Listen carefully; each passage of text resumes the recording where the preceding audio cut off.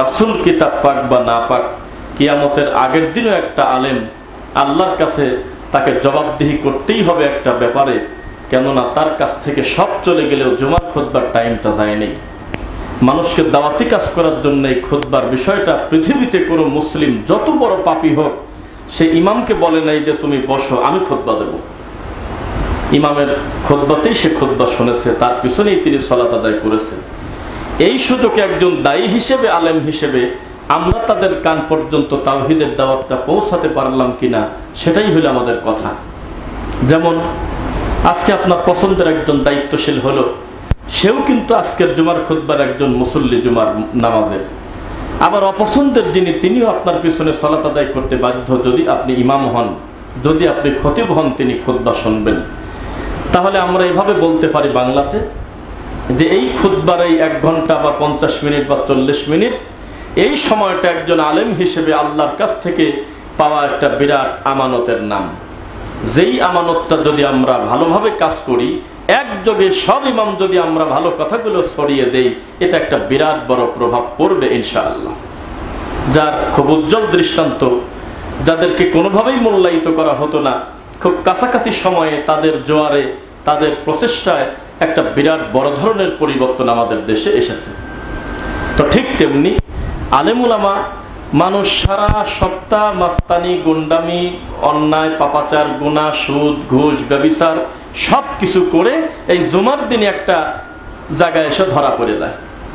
মান সম্মানের কারণে হোক, আল্লাহকে ভয় করে হোক, যেহেতু বিষয়টা পুরাটাই তাকওয়া হা হুনা ভিতরের ব্যাপার, তাই আমরা সুধারণা করলাম যে আল্লাহর ভয়তে অন্তত জুমার খুতবায় অধিকাংশ পাপাচারী লোক হলেও সে মসজিদ ভিত্তিক আসে, সালাতে আসে।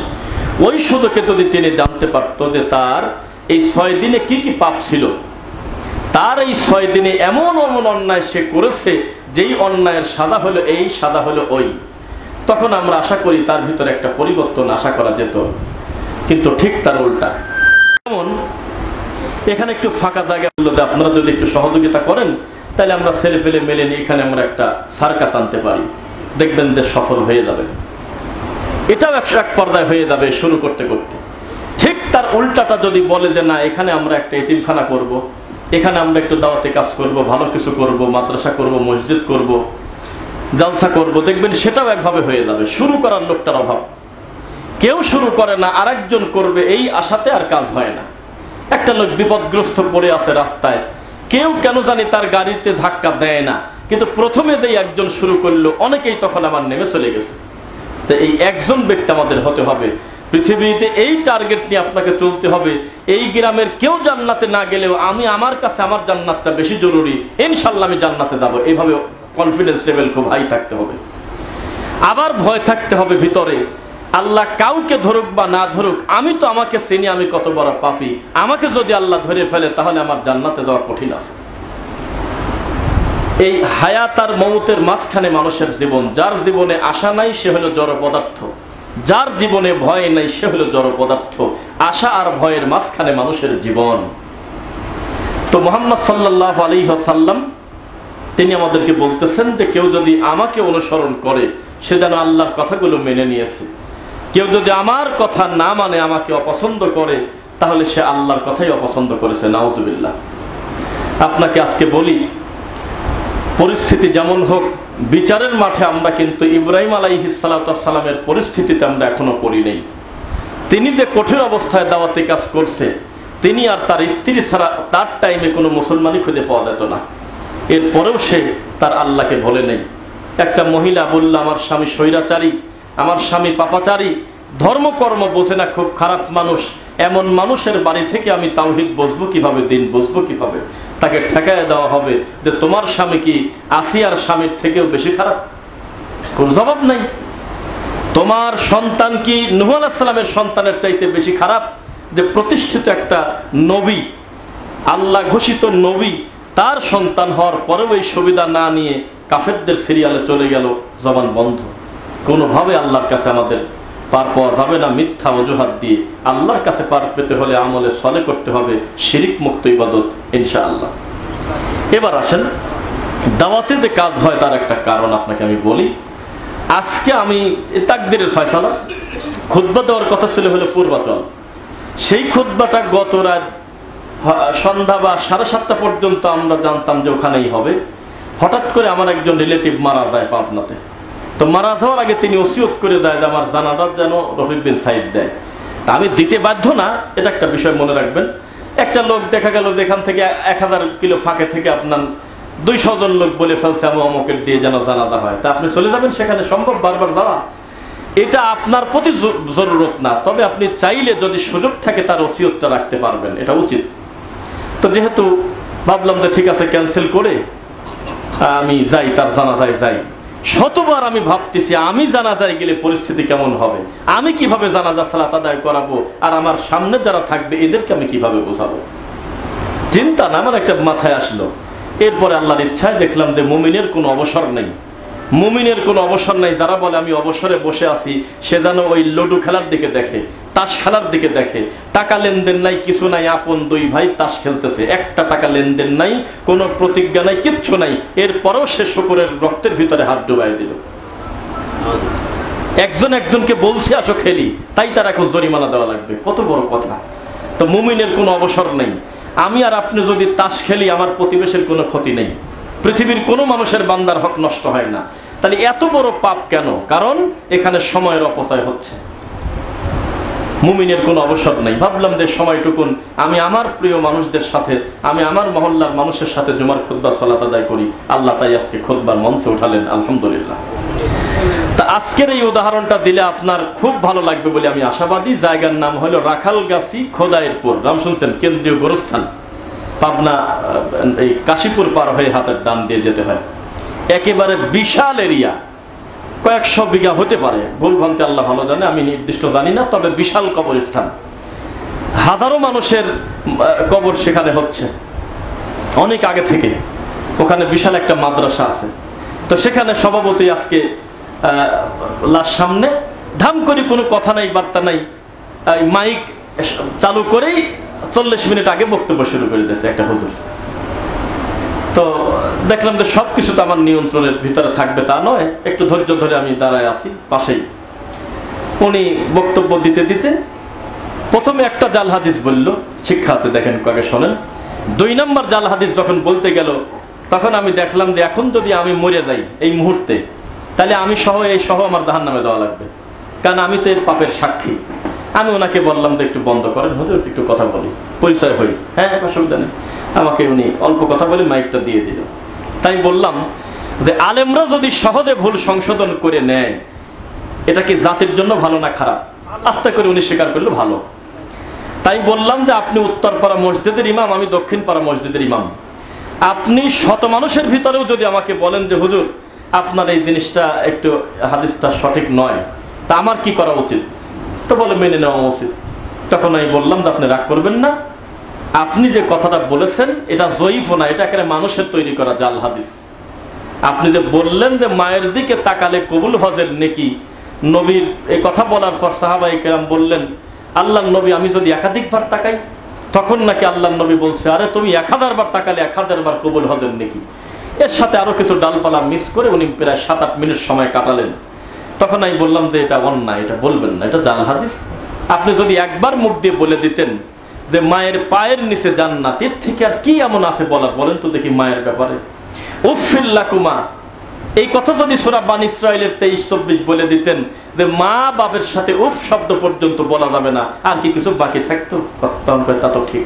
আমি বলি এটা বলবেন না। ওয়াল্লাহি আল্লাহর কসম, কামেল পাশ হুজুর এক বৈঠকে 4 জন আমরা একসাথে দাঁড়ায়, একবার এক সিরিয়ালে ডবল এমে তারা, কেউ প্রতিবাদ করে নাই। যেই আমি শুরু করছি তখন কয় হা হা হা ঠিকই তো, তা এতক্ষণ কি ঘুমাইছিলে তুমি? তারপর আমি বললাম যে দেখেন এত জনতা আপনার উপস্থিতি, এটা হলে আমার শ্বশুর বাড়ির এলাকা, বছরে সর্বোচ্চ 1 দিন বা 2 দিন হলেও আমার আসতে হয়। আমি চাই না যে আমি বিনা অপরাধে আপনাদের কাছে পাপী হব, এটা আমার উচিত না। তবে আমি এখন যে কার্যক্রম করতে যাচ্ছি তাতে আপনারা একটু পরেই চায়ের দোকানে গালাগালি করবেন আমার। এতদিন ছিলাম আমি একটা আদর্শ জামাই, আমার শ্বশুরকে আপনারা ভালোবেসেছেন, যে 2টা জামাই আলেম বা মাদ্রাসায় দায়িত্বশীল, এই সেই কি। আমি বললাম যে এই মাইয়াতে জানাজায় আমি সূরা ফাতিহা পড়ব। এই পদ্ধতিটা শিখিয়েছে সাহাবায়ে কেরাম, তারা শিখছে মুহাম্মদ সাল্লাল্লাহু আলাইহি ওয়াসাল্লামের কাছ থেকে। আমি ছানা পড়ব না, তারপরে বললাম যে জানাজার সালাতের পরে আমি কোনো মুনাজাত বা এই ধরনের কাজ আমি করব না। লাশ দাফন করার সময় আমি মরামাটি দেওয়ার দোয়া মনে করে মিনহা খলাকনাকুম আমি পড়ব না। মরামাটি দেওয়ার শেষে আমি বলবো আল্লাহুম্মা গফিরলাহু ওয়া সাব্বিতহু, এই কথা বলে আমি চলে যাব। এখন আপনি কি করবেন করেন।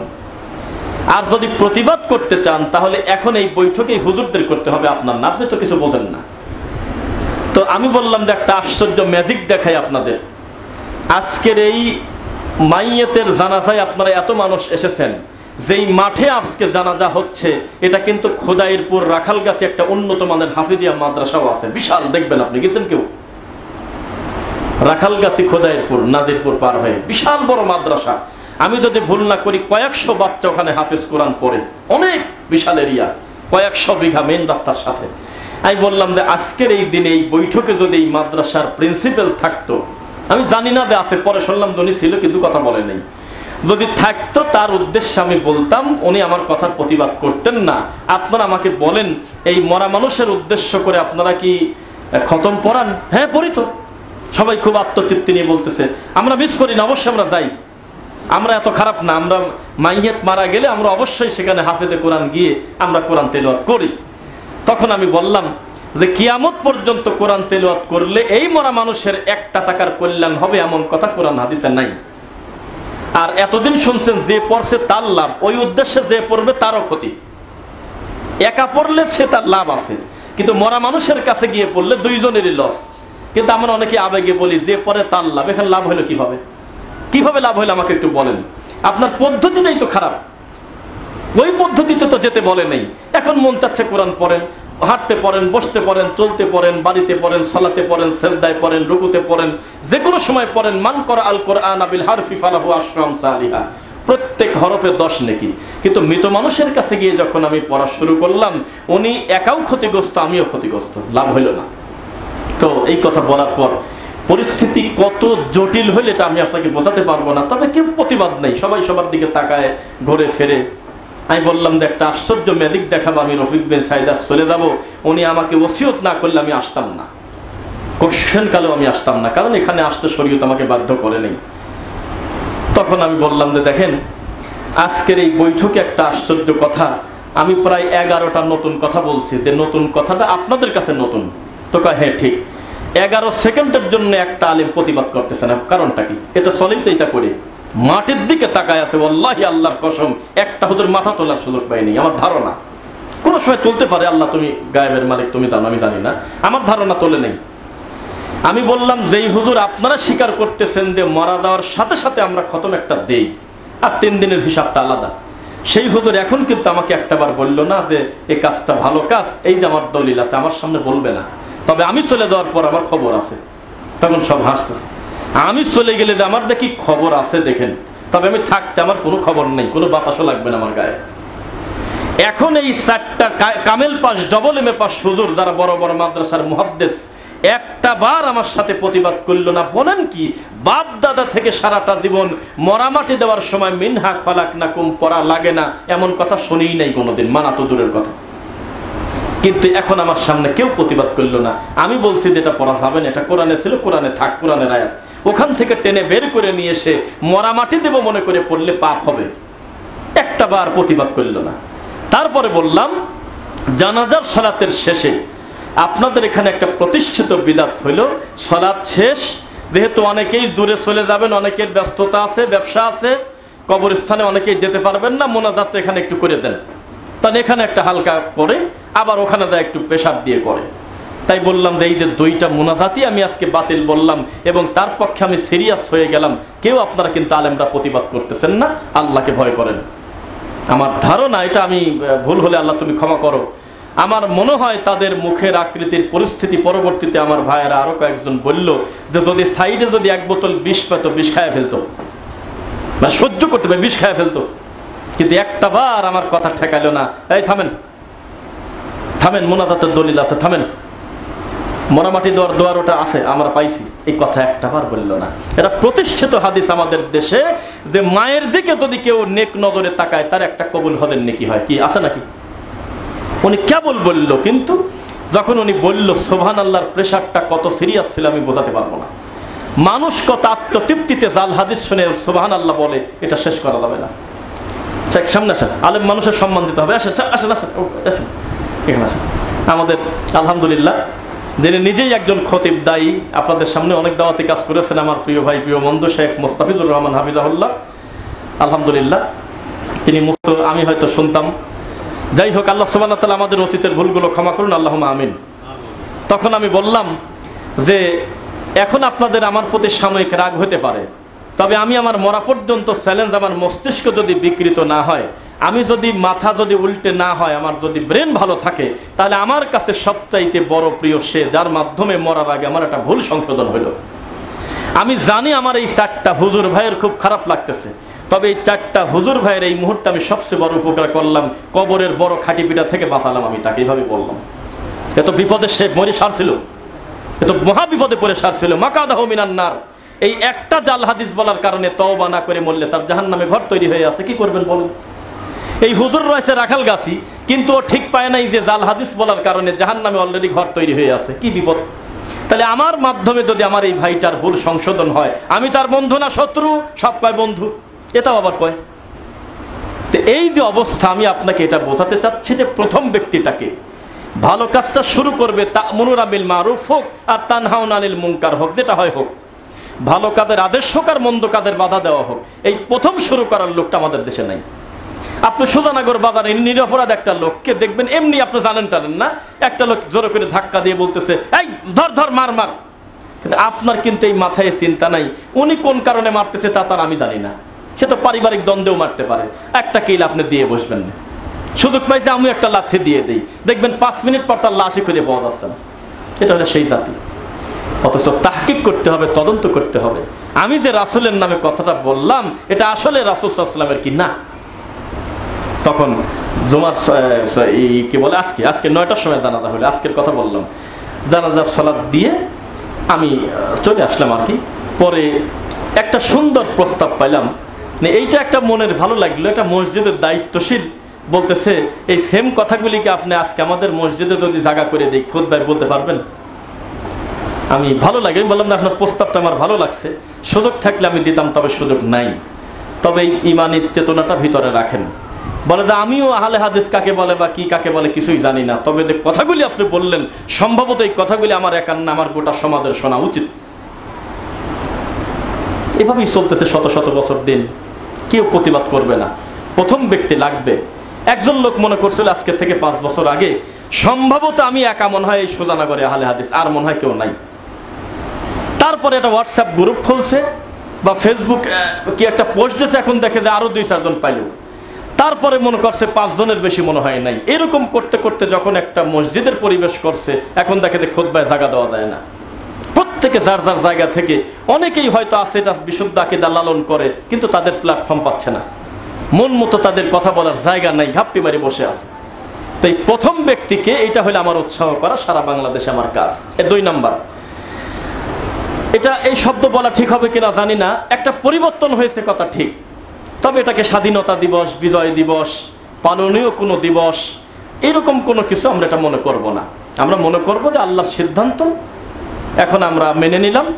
তবে স্বাধীনতা অর্জন করার থেকে স্বাধীনতা রক্ষা করাটা বেশি কঠিন। কেন বললাম একটু খুব ঠান্ডা মাথায় খেয়াল করেন। এই যে আজকের যে দিন, আলেম ওলামার খুশির দিন, সবাই হোয়াটসঅ্যাপে লিখতেছে, ফেসবুকে লিখতেছে আমরা খুশির দিন, আমরা খুব আনন্দে থাকবো। হঠাৎ করে ঢাকা দোহারে আল্লাহর একটা ঘর ভেঙে দিয়েছে, আহলে হাদিস মসজিদ ভেঙে দিয়েছে। যে ভাঙছে সে অবশ্যই শাইখুল হাদিস হবে, তো বোঝেন, মুফতি বড় মাওলানা, তার নেতৃত্বে আল্লাহর একটা ঘর ভেঙে দিয়েছে। ভেঙে দেওয়ার পরে যদিও সমাধান হয়ে গেছে, তো মিডিয়াতে বলি, সেটা হলো আমি আপনাদেরকে বলি, এই বাংলাদেশে আপনি নিজেকে ওইভাবে তৈরি করেন যে সারা পৃথিবীর মানুষ যদি সুন্নাহ ছেড়ে বেদাতে ঢোকে, আমি একা একা ছাড়বো না ইনশাল্লাহ, এই লোক তৈরি হন। এইরকম যদি থাকেন তাহলে কাজ আছে। মুনাফিকি মার্কা কথা বাদ দিয়ে দেন। আমাকে একটা লোক বলতেছে যে এইবার যাস কোন জায়গা, তোরা হইলো দেওবন্দীদের বিরোধিতা করিস বেটা, এখন তো আমরা ক্ষমতা পাওয়া যাচ্ছে, এই সেই আমাদের মামুনুল হক সাহেব তো আগেই ঢুকে গেছে, হইলো একেবারে কাছাকাছি চলে গেছে। তখন আমি তাকে বললাম, যেদিন মুখ খুলবে সেদিন বিপদে পড়ে যাবে। কোনদিন যদি বিনা অপরাধে আহলুল হাদিসদের ব্যাপারে একটা কটু কথা বলো, তাহলে আমরা তোমাদের বলবো, এই দেশের টুপি মাথায় দিয়ে সর্বপ্রথম রক্ত বিক্রি তোমরা করছো। 13 সালের রক্ত বিক্রি করে 18 সালে মা বানাইছিলে তোমরা। তোমাদের মা হারা হয়ে গেলে তোমরাই হলে সবচেয়ে বড় আফসোস করার কথা। আমরা অফিসিয়াল আওয়ামী লীগও না, বিএনপিও না, সারাটা জীবন আমরা সৎ কাজের আদেশ এবং অসৎ কাজের নিষেধ করে থাকি ইনশাআল্লাহ।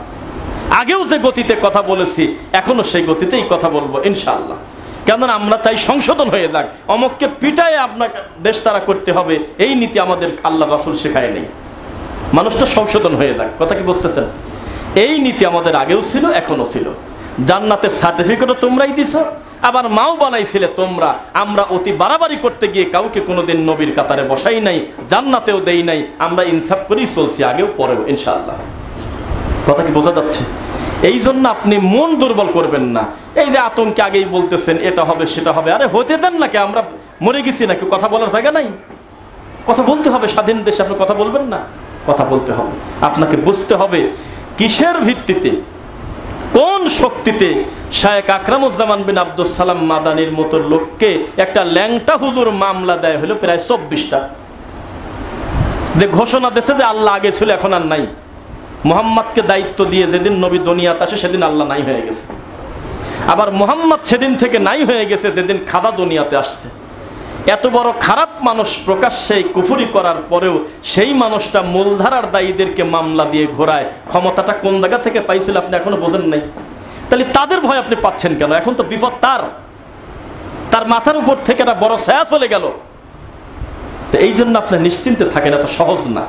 হাওয়ার উপরে আমাদের ব্যাপারে কটু কথা বলবে, আর আমরা অনলাইনে এসে বলবো এতবার সুবহানাল্লাহ বললে 3 তলা থেকে 4র্থ তলায় ওঠা যায়। আমরা সেটা বলবো না তো, সেটার ফজিলত আছে। তবে আমরা কথা বলার জায়গায় আমরা কথা বলবো ইনশাআল্লাহ। কোনো মনো কষ্ট পাবেন না। আপনি চিৎকার দিলে শোনে হয়তো 5 জন, কিন্তু আমরা চিৎকার দিলে হয়তো এই দেশের অন্তত 2, 4, 5, 10, 20 লক্ষ মানুষ শুনবে। এই আমানতের খেয়ানত আমরা করবো না ইনশাআল্লাহ। আপনাদের পক্ষ থেকে আমরা মরা পর্যন্ত আওয়াজ রাখবো, তাওহীদের আওয়াজ ইনশাআল্লাহ। কোনদিন এইটা পাবেন না যে আহলুল হাদিসরা জালেম, আপনি মাজলুম হিসেবে আমাদের পাবেন ইনশাআল্লাহ। আর আরেকটা কথা মনে রাখবেন, আপনার কাছে আছে 10 টাকা, আপনি 15 টাকার দরকার, এই জায়গাটা কিনবেন। আপনি আগেই ধারণা করে রাখবেন না যে অমুক অমুক অমুকের থেকে আমি ধারণা করছি ওরা দিবেই। নেগেটিভ মনে করেন যে নাই দিতে পারে। আমার 10 আছে, এটা হলো মূল। বাকি 5 টাকা পেতেও পারি, নাও পারি। তো এখন সংসদে যদি আরো 10 জন টুপিয়ালাও যায়, এত আগেই আলহামদুলিল্লাহ বলে উতালা হইেন না। কারণ আহলুল হাদিসদের বন্ধু মুহাম্মদ সাল্লাল্লাহু আলাইহি ওয়াসাল্লাম ছাড়া কেউ নাই পৃথিবীতে। আহলুল হাদিসদের বন্ধু নাই, আপনি বুঝেন না কেন? সারাটা জীবন হলো তারা হলো মাজলুম, এটা মনে রাখবেন। তারপরেও যদি কাউকে দিয়ে আল্লাহ কল্যাণ করায়, আমরা শুকরিয়া আদায় করবো আলহামদুলিল্লাহ। তবে নেগেটিভটাই মনে করবেন যে কেউ আমাকে সাদে তুলে দেবে ওই চিন্তাবাদ। আমি আমার রাসূলের নীতিতে চলবো, বাস পরিস্থিতি যেমন হয় হোক। আগের থেকে আরো খারাপ হতে পারে, আগের থেকে আরো ভালো হতে পারে, আল্লাহ ভালো জানে। এই দেশের 99 জন সুদ খাওয়া শুরু করলে আমিও শুরু করব না? কেউ না খেলেও আমি খাবো না, সবাই খেলেও আমি খাবো না, এটা মনে করতে হবে। কেউ নামাজ না পড়লেও আমি পড়বো, সবাই পড়লেও আমি পড়বো। বাস ব্যক্তির উপরে ডিপেন্ড হওয়াটা বন্ধ করে দেন। ব্রিটেনে অমুসলিমদের উদাহরণ দিতে হয় না, কারণ তারা ভালো না। ইন্নামাল মুশরিকুনা নাজাসুন, পৃথিবীর সব অমুসলিম হলো নাপাক। কোরআনের আয়াত কি? নাপাক। তাদের প্রশংসা করা যায় না। যদি আমাদের কিছু ভাই আবেগে বলে মুসলমানের দোকানে যাওয়ার দোয়া আছে নাকি, ওরা খুব খারাপ, এই জন্য আমি হিন্দুর দোকানে যাই। জাগতিক কারণে, মুআমালার কারণে আপনি যান, এটা দোষের কিছু না। তাদের জবাহকৃত পশুর মাংস খাবেন না, বাদ বাকি শুকনা খাবার খান, মিষ্টি কেনেন যদি প্রয়োজন মনে করেন, আপনি বাজার করেন, অসুবিধা নেই। কিন্তু মুসলমান ভাইকে খাটো করে তাকে বড় করার উপায় নাই। যদি মুসলিম ভাই অন্যায়কারীও হয়, তবুও তাকে খাটো করতে গিয়ে একটা অমুসলিমকে বড় করা উচিত হবে না। এটা ইমানগত কারণে তার প্রশংসা শরীয়তে নিষেধ আছে। কারণ তার একটা জিনিস অনুপস্থিত, তার নাম হলো লা ইলাহা ইল্লাল্লাহ, এটা তার নাই। তাহলে আপনি ভালো বললেন কেন? একটা বেনামাজি মরে গেছে, আপনি বললেন যে লোকটা, আর যাই হোক লোক ভালো ছিল। কিসের ভালো ছিল? আল্লাহর সাথে তার সম্পর্ক ভালো না, আপনি ভালো বলে দিলেন। কিসের ভালো? আপনি বলতেছেন যে ঠিক আছে নামাজটা পড়ে নাই, এটা আমরা স্বীকার করি, তবে লোক ভালো ছিল। কিসের ভালো? এটা কেমন ভালো? উনি ভালো না, উনি খুব খারাপ, উনি কাফের। যদি দৃশ্যমান, যদি উনি তওবা না করে সালাত পরে না ভিন্ন কথা, একেবারেই যদি বেনামাজি হয়, তাহলে তার জানাজার পদ্ধতি আল্লাহর রাসূল থেকে কোনো হাদিস নেই। তাহলে আপনি কি করবেন বলেন? তা আমি যাকে ভালো মনে করি সে ভালো না, আল্লাহ যাকে মনে করে সে ভালো? আল্লাহর কাছে যে ভালো সে ভালো। আর আল্লাহর কাছে ভালো কে? ইন্নামা ইয়াখশাল্লাহা মিন ইবাদিহিল উলামা, আলেমরা আল্লাহকে ভয় করে, এই কথা আল্লাহ বলছে। পরবর্তীতে আল্লাহ সুবহানাহু ওয়া তাআলা বলতেছে ইন্না আকরামাকুম ইনদাল্লাহি আতকাকুম। এখন আবার বলতেছে আলেম ওলামা আম ব্যক্তিবাদ, আল্লাহর কাছে সে তত ভালো যার তাকওয়া যত ভালো, সে আল্লাহকে তত ভয় করে। তো আল্লাহকে ভয় করলে আপনাকে সত্যবাদী তাওহীদের পথে থাকতেই হবে, পরিস্থিতি যেমন হোক। ইনশাআল্লাহ যেমন হোক পরিস্থিতি, রাস্তাঘাটে চলতে ফিরতে সব জায়গায় তাওহীদের দাওয়াত দেবেন ইনশাআল্লাহ। এরপরে আবেগকে নিয়ন্ত্রণ করতে হবে। আবেগ দিয়ে শরীয়ত চলবে না। কেউ যদি বলে যে বিবেক দিয়ে চলবে, এটাও মিথ্যা। বিবেক চলবে না, বিবেক সব জায়গা চলে না। বিবেকে মনে হচ্ছে মোজার নিচে মাটি হয়েছে, মোজাটা একটু ধুয়ে ফেলি, ওযু করার সময় মোজার নিচে মাসেহ করি, এটা বিবেক বলতেছে যে মাটি হলে তো পার নিচের দিকেই হয়, কিন্তু বিবেকের দাম নাই। শরীয়ত বলতেছে উপরে টান দিয়ে দাও, ওযু হয়ে গেছে। আপনার বিবেকের দাম আছে।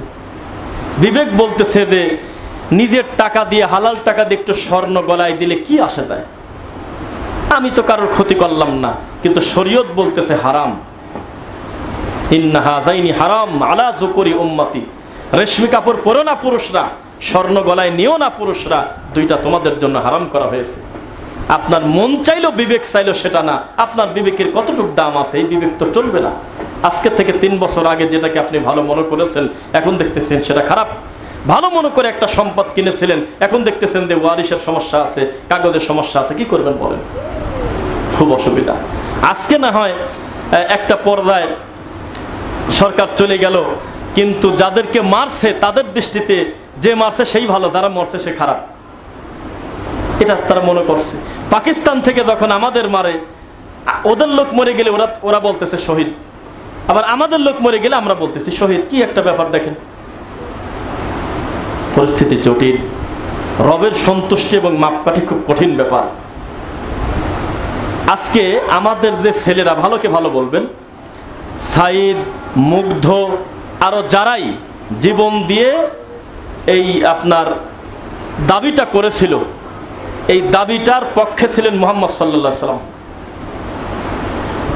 ধাক্কা খেলেন না? দেখেন বলি, আবার বলি, আবু সাইদ, মুগ্ধ যারা মারা গেছে আমাদের এই দেশে কোটা বিরোধী আন্দোলন করতে গিয়ে, এই সেম কর্মের জন্য মুহাম্মদ সাল্লাল্লাহু আলাইহি সাল্লামের একটা পদক্ষেপ ছিল।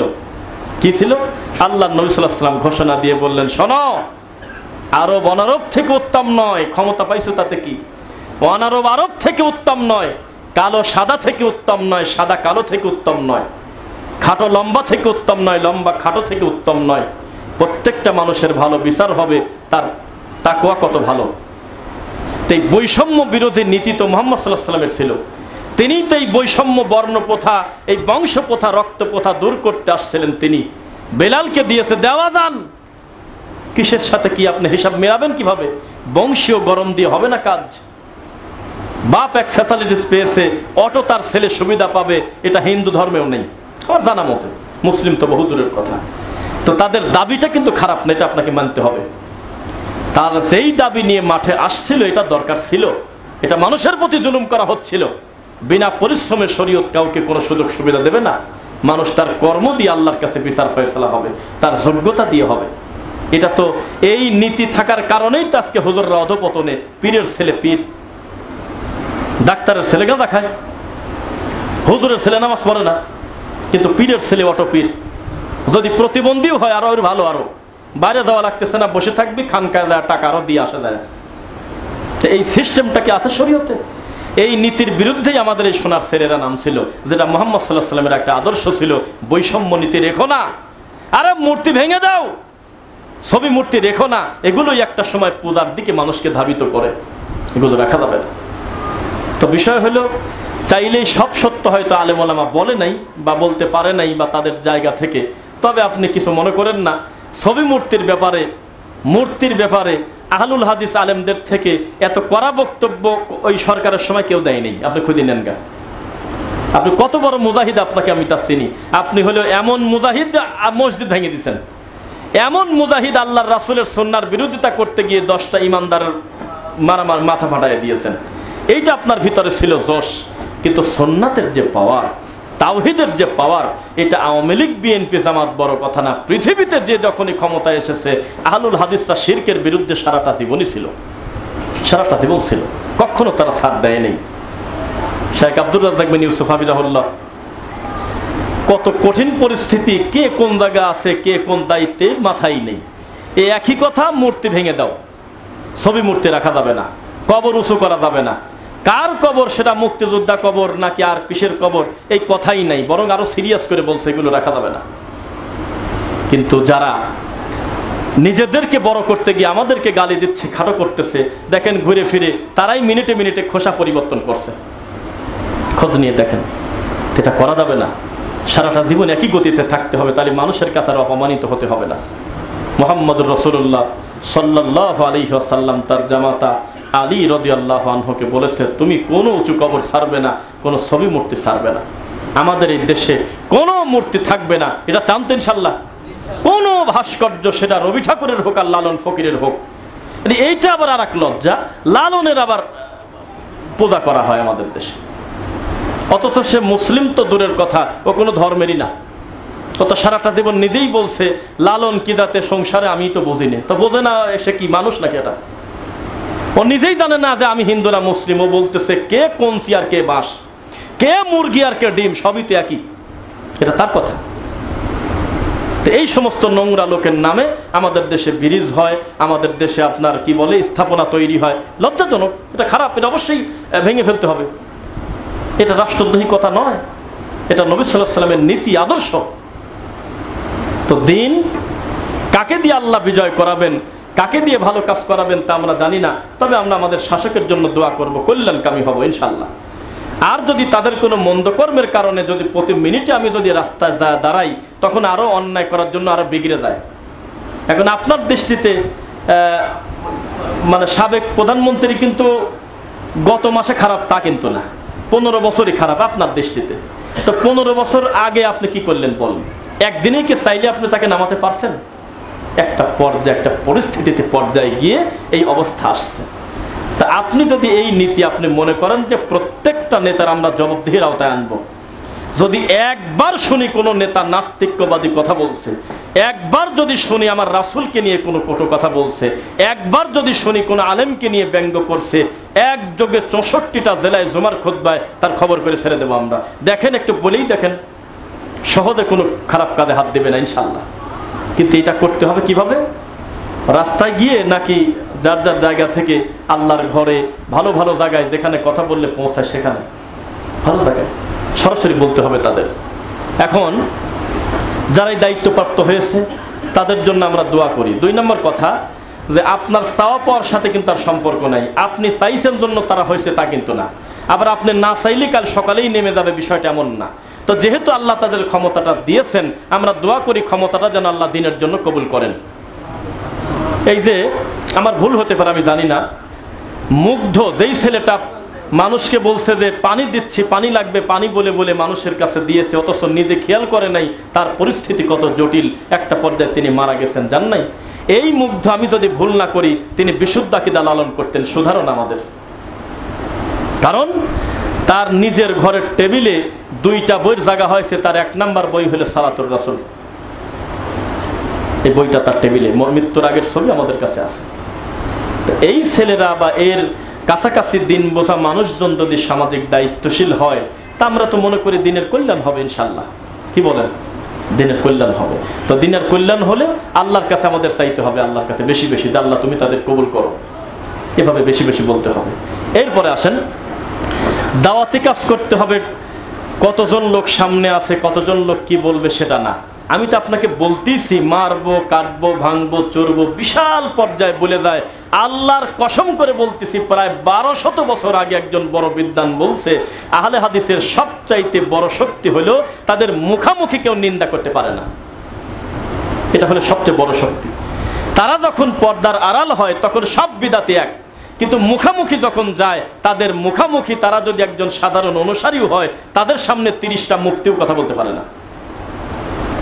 এখনই সিসি ক্যামেরা লাগায় দেন, একটা ঘরের ভিতরে আমাদের এই দেশের গত 10টা বড় আলেম ঢোকায় দেন, আর এই মসজিদে আমি নাম বলবো না, আমাদের এমনও দিন জানা সাধারণ যুবক ভাই আছে, এমনও কিছু মানুষ আছে, সিসি ক্যামেরা লাগায় দেন, দলিল ভিত্তিক কথা বলবে 1টা ঘন্টা, এই মুফতি জবাব দিতে পারবে না, কিন্তু তার বড় দায়িত্বশীল। তো এটা আহলুল হাদিসের একটা বড় পাওয়ার, যে তাদের সবচেয়ে বড় অস্ত্র হলো দলিল, সবচাইতে বড় তাদের ক্ষমতা হলো আল্লাহর রাসূলের সুন্নাহ ইনশাআল্লাহ।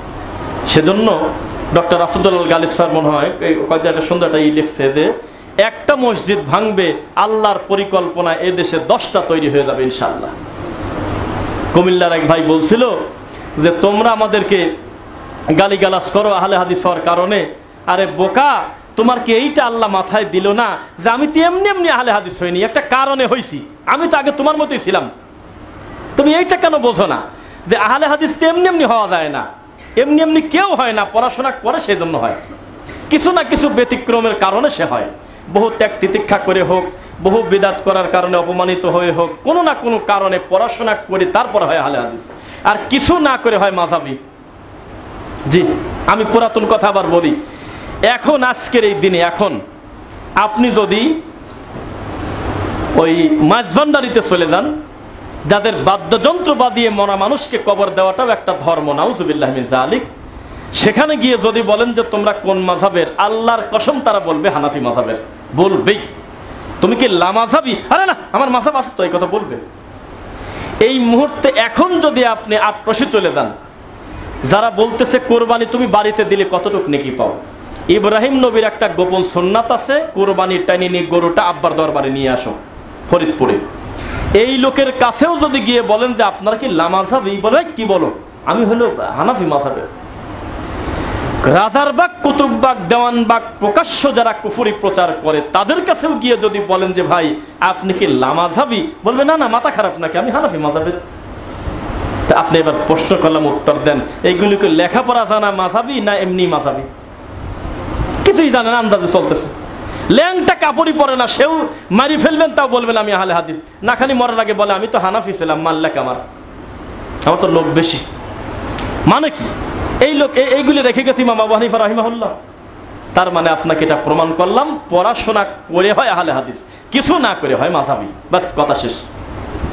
যদি বলেন আমি সন্ধ্যা পর্যন্ত এখানে আমি অপেক্ষা করি, আপনি আমাকে ওই পরিবেশটা করে দেন, আর যারা আমাদের এই রক্ত দিয়ে গড়া আমাদের এই সুন্দর প্রতিষ্ঠানের ব্যাপারে কটু কথা বলেছিল, অপচেষ্টা করেছিল, তারা তাদের আমাদের সামনে নিয়ে আসেন, আমাদের মুখে নবীর সুন্নাহর 10টা মিনিটের বক্তব্যের জবাব মরা পর্যন্ত দিতে পারবে না, অথচ তারা 20 মিনিট বক্তব্য দেবে, সর্বনিম্ন 3টা জাল হাদিস থাকবেই। এটা তাদের গতি দেখে বললাম আমি, এটা ইসলামের পাওয়ার না। এটা আপনি কোনোদিন কল্পনা করছিলেন এতগুলো দিন জানা মানুষ একসঙ্গে সালাত আদায় করবেন? এটা আপনার মাথায় ছিল? আল্লাহ করে দিচ্ছে। এর থেকে বড় মসজিদ করবেন, তাও দেখবেন যে মাইকে বলতে হবে একটু চেপে চেপে দাঁড়ান, লোক এখন একটু কি করা যাবে, লোক বেশি, ইনশাল্লাহ। কখনো মনে কষ্ট নেবেন না। এত নির্যাতন, এত কিছু হওয়ার পরেও এগুলি ব্যক্তিগত হয়ে যায় কিনা আমি সবচাইতে বেশি ভয় করি, এই ব্যাপারটা এড়িয়ে চলি। তবে এটা হবে না আত্মপ্রচারণামূলক। আমি কয়েকদিন আগে গণভবনে গিয়েছিলাম, দেখছেন ছবি, সংসদ ভবন, এসব জায়গায় গিয়েছিলাম আর কি ঘুরতে, যে আমাদের ছাত্র ভাইদের কাছাকাছি যাই তো দেখি তাদের সাথে। আল্লাহর কসম করে বলতেছি, যেই ছাত্রদের সাথে আমার দেখা, আমি পুরো দিন থাকার ভিতরে প্রায় 70% উপরে ছাত্র আলাদা করে বলতে হয় নাই যে আমি অমুক ঠিক পেয়ে গেছে দেখেই। তা আমাকে ঠিক পাওয়া মানে আমাকে তো বুঝলাম না, আমি তখন মাথায় নিছি আহলে হাদিসের বিষয়টা। তাহলে এই ছেলেগুলি মনে হয় সঠিক দিন চর্চা করে, এই শিক্ষিত ছেলেরা সম্ভবত বেদাতির বক্তব্য শোনে না, তা আমাকে চেনে কিভাবে? তাছাড়া ঢুকতে দেবে না, বলতেছে 10টা 20-এ বন্ধ করে দিছি, ওই সিআরটিআর পুরাতন জিনিস সব নিয়ে চলে যায়, ঝামেলা হয়। আমাদের ছেলেরা স্বেচ্ছাসেবকরা ওই সুন্দর করে পরিষ্কার করতেছে, দেখছেন আপনার ভিডিওতে, ওগুলো আবার ফেরত দিয়ে সাজায় রাখতেছে, এখন কিছু মনে করেন না, ঢুকতে দেব না। এই কথা যাদের বলতেছে তারা আমরা খুব কাছাকাছি, তা আমরা ওই চলে যাচ্ছি যে কি করা যাবে, সাইড দিয়ে ঘুরবো। এখান থেকে পিলার পর্যন্ত গিয়েছি, ডিউটি বাদ দিয়ে ওই ছেলেটা চলে গেছে আমাদের পিছনে পিছনে। আসেন, আমরা কি আপনাকে বলছি নাকি, আসেন চলেন ভিতরে চলেন। আধা ঘন্টা আমাদের সাথে সময় দিয়ে সব ঘুরে টুরে দেখালো। আমি ওই সুযোগে আলহামদুলিল্লাহ ওই ঠিকানা মেকাল নিয়ে কিভাবে বইপত্র পাঠানো যায়, তাওহীদের বই, কিতাবাদি, কিভাবে দিন ধর্ম তাদের প্র্যাকটিস করানো যায়। এখন আমি কথা বলার আগেই একজনের নাম বলি, ওরা 10 জনের নাম বলে ফেলে।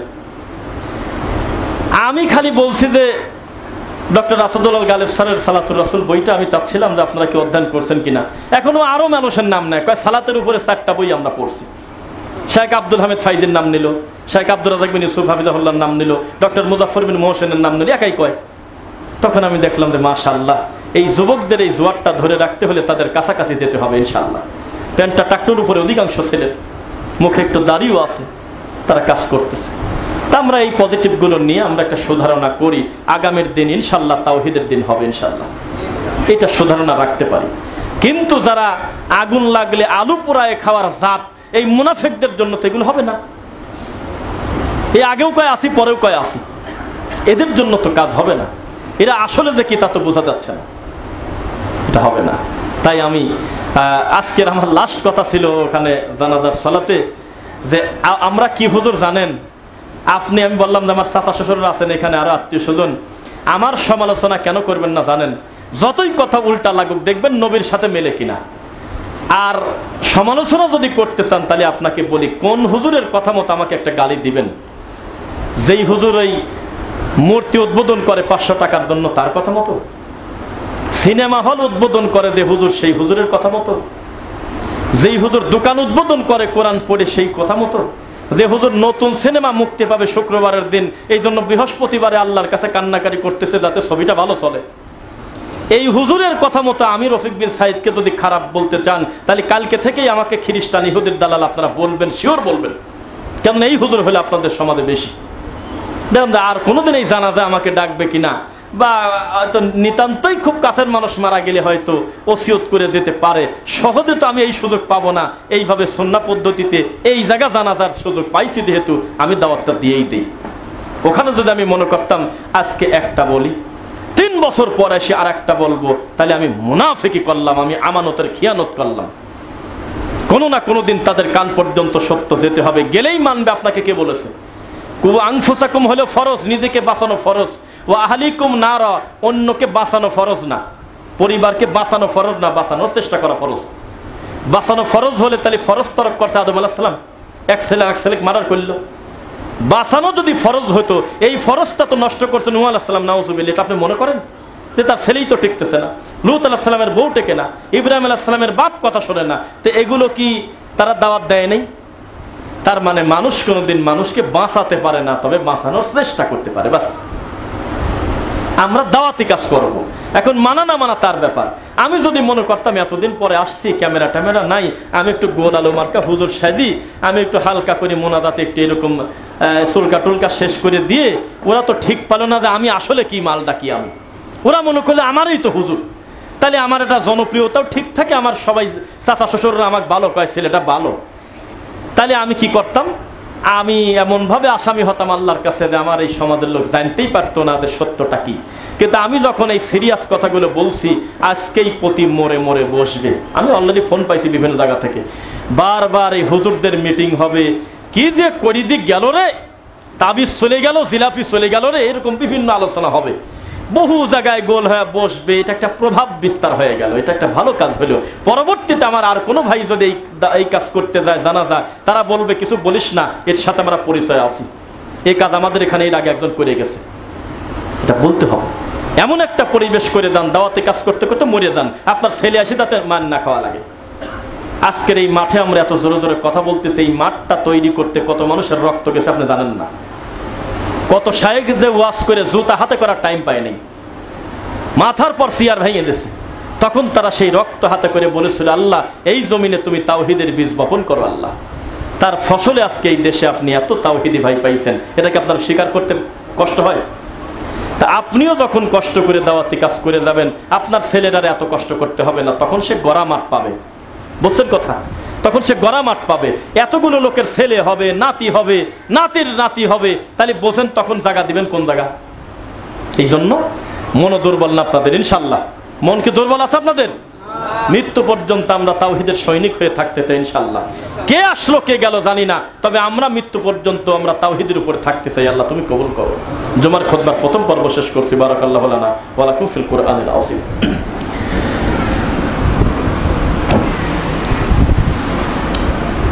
হুদা হুদা মুহাম্মদ সাল্লাল্লাহু আলাইহি ওয়াসাল্লাম ওয়া শাররুল উমুরি মুহদাসাতুহা কুল্লু মুহদাসাতিন বিদআ ওয়া কুল্লু বিদআতিন দালালা ওয়া কুল্লু দালালাতিন ফিন-নার। আলহামদুলিল্লাহ। বসে পড়ুন। আমরা আপনারা তো এর আগে আরো 3টা খুতবা এখানে শুনেছেন না? কয়টা? 2। এটা কি 3 নাম্বার না 4 নাম্বার? 3 নাম্বার। আলহামদুলিল্লাহ, আমার থেকে অভিজ্ঞতা আপনাদের বেশি। লোকাল অবস্থা কি, পরিবেশ কি? আপনার আব্বা মনে করেন জর্দাদি পান খায়, আপনার চাচার গলায় তাবিজ।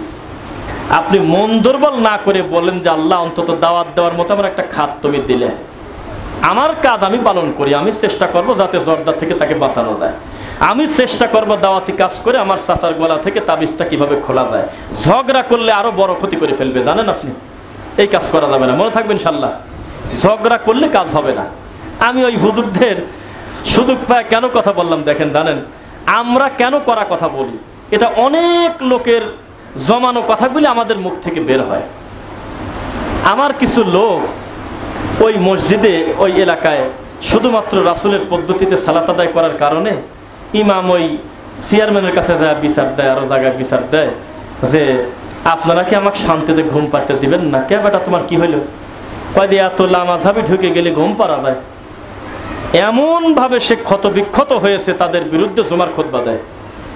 তাদের বিরুদ্ধে পুরো একটা খুতবা বানানেছে। কি বিপদ কোন, ওই আর খুতবা বলার জিনিস নেই, শুধুমাত্র এই দাওয়াতি কাজ ঠেকানোর জন্য জুমার খুতবা দেয়। তখন আমি সুযোগ পেয়ে বললাম যে এই যে হুজুরদের দেখতেছেন, এই হুজুরদের কাছে সুদ কোনো পাপ না। জবাব দেয় না, একবারও মুখ খুলল না। কি কয়? আমি বললাম এই হুজুরদের কাছে ঘুষ কোনো পাপ না, ছেলের সম্পত্তি মেয়ে লিখে দেওয়া এটা কোনো পাপ না, কোনো পাপ এদের কাছে নাই। সবচাইতে বড় পাপ মসজিদে যদি কোনোদিন কেউ জোরে আমিন বলে ফেলে, এই শব্দ যদি ইমাম শুনে ফেলে, এর থেকে বড় পাপ আর দুনিয়ায় নেই। বাদ বাকি দিন এরা ভালো, এরা ঘাপটি মারি 40 বছর ইমামতি করে, কোনো অসুবিধা নেই। আরে চোরে কো গায়ে জড়া ধরে, সুদ করে কো জড়ায় ধরে বলে যে আপনার দেখলে আমার মনটা ভরে যায়, দাঁত মা মরলে মিলাদে 1000 টাকা ধরে দেয়। এই মুনাফিক হুজুর সবার ভালো বলে, বুকে টেনে নেয়, কিন্তু আল্লাহর ঘরে বারান্দায় একটা ছেলেওয়ালা দলিন বলার পর খালি বলছে আমিন। এইটুক সহ্য করতে পারে নাই, এত ঠান্ডা হুজুর। সেই লোকটা বিগড়ে যায়, পরিস্থিতি এমন করলো ওই ছেলেটার নামের উপরে একটা খুতবা দিয়ে দিয়েছে। এটা হলো সেই দেশ। তো অনেক দিনের কষ্টের মাজলুম ভাইদেরকে নিয়ে আজকে আমরা একটা জায়গা পাইছি, আল্লাহ শুকরিয়া আদায় করি, আলহামদুলিল্লাহ। এটা আমাদের একটা প্রাণের জায়গা, কলিজার জায়গা। আপনি চাইলে সবাই একরকম দাওয়াতি কাজ করবে না। আপনি যদি ডক্টর মানজুর এলাহি স্যারকে বলেন যে আপনি একটু কড়া কথা বলেন, তাহলে আপনি যেন বলতে চাচ্ছেন যে আপনার ওয়াজি করার দরকার নেই। আপনি যদি শাইখ আব্দুর রাজ্জাক বিন ইউসুফকে বলেন যে আপনি একটু নরম হয়ে কথা বলেন, তাহলে আপনি যেন বলতে চাচ্ছেন আপনার ওয়াজি করার দরকার নেই। এইভাবেই আল্লাহ সুবহানাহু ওয়া তাআলার সৃষ্টি। এক এক ফুল এক এক ভাবে সৌন্দর্য ছড়াবে, এক এক ভাবে এক এক জায়গায় তারা দাওয়াতি কাজ করবে। শিক্ষা প্রতিষ্ঠান কেন্দ্রিক, লেখনের মাধ্যমে, অনলাইনের মাধ্যমে, অফলাইনের মাধ্যমে বিভিন্ন ভাবে আমাদের দাওয়াতি কাজ করতে হবে। কথা বুঝতে পারলেন? কাজ করতে হবে। কাজ করতে হবে না মানে বাংলা স্টার গাড়িতে আসলাম, এত কড়া কথা বলার পরেও মুখামুখি অন্তত 6টা লোককে সিরিয়াল করা হলো। দোগাছি কুলুনিয়া নামে জায়গা আছে, সর তারাপুর নামে একটা জায়গা আছে, আর একটা জায়গা হইলো সিরিকল, মনে পড়ে সিরিকল নামে একটা জায়গা। এখানে বেশ 5-7 জন যুবক ছেলে, একেবারে তাদের খানকার ভিতরে বাড়ি বলা চলে, পীর আসি বসেই হলো তাদের বাড়ি। সেই সমস্ত ছেলেরা আমাদের বক্তব্য শুনে এত কঠিন পরিস্থিতিতে দাওয়াতি কাজ করতেছে, আলহামদুলিল্লাহ। তা আপনি কষ্ট পারবেন না কেন? আল্লাহ আমাদের দিনের জন্য কবুল করুক, আল্লাহুম্মা আমিন। আমাদের শুধু একটাই দাবি, আমরা নিজের সমস্ত কাপড় খুলে আমরা কোনো ল্যাংটা লোককে ঢাকবো না, কথা শেষ। নাভি থেকে আমার হাঁটু পর্যন্ত ঠিক রাখার পরে অতিরিক্ত কাপড় দিয়ে পারলে ঢাকবো, না পারলে ল্যাংটা থাক, আমার কি করার আছে? আমি বলবো হুজুর জর্দা খায়েন না, এটা একটা হারাম খাদ্য। এরপরেও যদি সে খায় তাহলে আমার কিছু করার নাই, আমি বিচারক না, আমি দাওয়াতি কাজ করবো। এটাও যদি আমি বন্ধ করে দেই তা আমি নীরব ভাবে আমি পাপের সমর্থন করলাম। একটা দেশ জাতি ধ্বংস হয় পাপকে সমর্থন করার কারণে, পাপ করার কারণে কমই হয়। পাপ করে হলে 40 জন, আর 40 কোটি সে পাপটাকে মেনে নেয়, যার কারণে তাদের উপরে গজব নেমে আসে। বোঝা কি যাচ্ছে? সর্বোপরি এবার একটু কথা বলি। জীবন দিয়ে আবু সাইদরা মুগ্ধরা যে সুন্দর দেশটা আপনাদের সামনে দিল, এখনো পর্যন্ত দেশটা এই অবস্থায় রেখে তারা জীবন দিয়ে চলে গেল, তারা দেখতেই পারলো না যে আপনার মনের মতো একটা জায়গা পাইছেন। এই জায়গাতে নতুন করে আর সুদ খায়ে, ঘুষ খেয়ে, অন্যায় করে, পাপ করে, মানুষের ক্ষতি করে, চকলখড়ি করে, দুর্নীতি করে, মানুষের ক্ষতি করে তাদের রক্তের সাথে আর বেঈমানি করবেন না, অন্যায় করবেন না। সত্যি যদি তাদের ভালোবেসে থাকেন তাহলে আপনি বলেন যে তাদের জন্য আমরা দোয়া করি, আমরা অন্যায় থেকে মুক্ত থাকবো ইনশাআল্লাহ। আমরা ভালো কাজে প্রতিযোগিতা করব, কে কার থেকে বেশি ভালো কাজ করা যায়। আল্লাহ তুমি কবুল করো।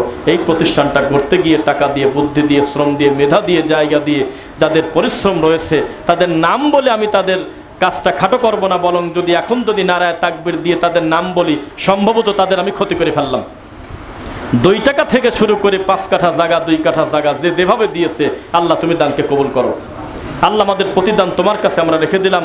খায়রিন তাজিদুহু ইনদাল্লাহ, আমরা প্রতিদানটা উত্তম হিসেবে তোমার কাছে চাই। এই মসজিদে আমাদের অনেক প্রিয় মানুষ আছে যারা, আচ্ছা যাক আলহামদুলিল্লাহ, যারা দীর্ঘদিন কষ্টে থাকার পরে আমরা একটা জায়গা পেয়েছি। আমরা অন্তত নিজেরা ঝগড়া ফাসাদ করে আমরা এই জায়গাটা শূন্য করব না, বলেন ইনশাআল্লাহ। মিডিয়া যেহেতু বন্ধ হয়েছে কথাটা বলা যায়, মনে রাখবেন কুকুর কিন্তু কুকুরের মাংস খায় না। এটা বিধি দিয়ে করা কথা বললাম। কুকুর কিন্তু কুকুরের মাংস খায় না, এটা আমরা সাইন্টিফিক একটা ইয়েতে দেখলাম, গুগলে সার্চ দিয়ে। ও যদি মরেও যায় কুকুরের মাংস আর এক কুকুর খায় না, এটা আমি জানি, যতদূর ভুল হতে পারে। জানেন কি? তাহলে একটা দিনী ভাই আর একটা দিনী ভাইয়ের পিছনে লাগা মানে কুত্তার গোস্ত খাওয়া, এটা মনে রাখবেন আপনি। তার আকীদা যদি বিশুদ্ধ থাকে, শিরক করে যদি মুশরিক না হয়, প্রকাশ্য বিদাত করে যদি বিদাতি না হয়, তাহলে ওই ভাইটার জাগতিক কোনো ভুলের কারণে তার বিরোধিতা করেন না। বুঝলেন না কথা? তার সাথে নতুন করে দল তৈরি করে এত সুন্দর গড়া সমাজকে নষ্ট করবেন না, এটা আমি দাবি করলাম আপনাদের কাছে। দাবিটা রাখবেন ইনশাআল্লাহ। ওদের কথা বাদ, যাদের কাজে বিরোধিতা করান আমি তাদের নাম বলি নাই। আমি বলছি আমি আর আপনি দেখা হলে যাতে কেউ কারোর দিক তাকায়, মাটির দিকে তাকাতে না হয়, যাতে বুকটা মিলানোর আশা হয়, এইটা করবেন ইনশাআল্লাহ। বুঝতেছেন কথা? খবরদার কাউকে এই কাজ করবেন না। অনেক সময় আমরা দেখি বড় বড় প্রতিষ্ঠান শুরুতে কত সুন্দর একসঙ্গে কাজ, কিন্তু একটা পর্দায় দাঁড়ায় গেলে 2-3 ভাগ হয়ে কেমন কাম শুরু করে দেয়। এটা করবেন না। আর যদি হিংসা করতে মন চায় তাহলে হিংসা করে আরো 5টা দিনই প্রতিষ্ঠান করে হাজারো মানুষের কাছে দিন পৌঁছা দেন, ভালো কাজ করেন, এই প্রতিযোগিতা করেন, অন্তত ফাটল ধরাবেন না। মনে থাকবেন ইনশাআল্লাহ। খবরদার এই কাজ করবেন না। আমি কিন্তু খুব খারাপ ভাবে আমি তুলনা দিলাম যাতে আপনার ভিতরে একটু বোঝ আসে। আমি আপনাকে বলতে পারি, আপনাকে আমি বিদাতির থেকে বেশি বলতে পারি, কারণ আপনি হলে আমার ঘরের লোক, আপনি হলে আমার ভাই, আপনি হলে আমার রক্তের মানুষ। রক্তের সম্পর্কের থেকে দিনী সম্পর্ক হলে সবচেয়ে বেশি কঠিন, সবচেয়ে ভালো। জানেন কি? রক্তের সম্পর্কের কোনো দামই নাই। রক্তের সম্পর্ক, বাপ নামাজ পড়ে না, তা কি লাভটা কি? কিন্তু কোনো সম্পর্ক নাই, কিন্তু সে হলে তাওহীদ মানে, সে হলে আমার দিনী ভাই। রক্তের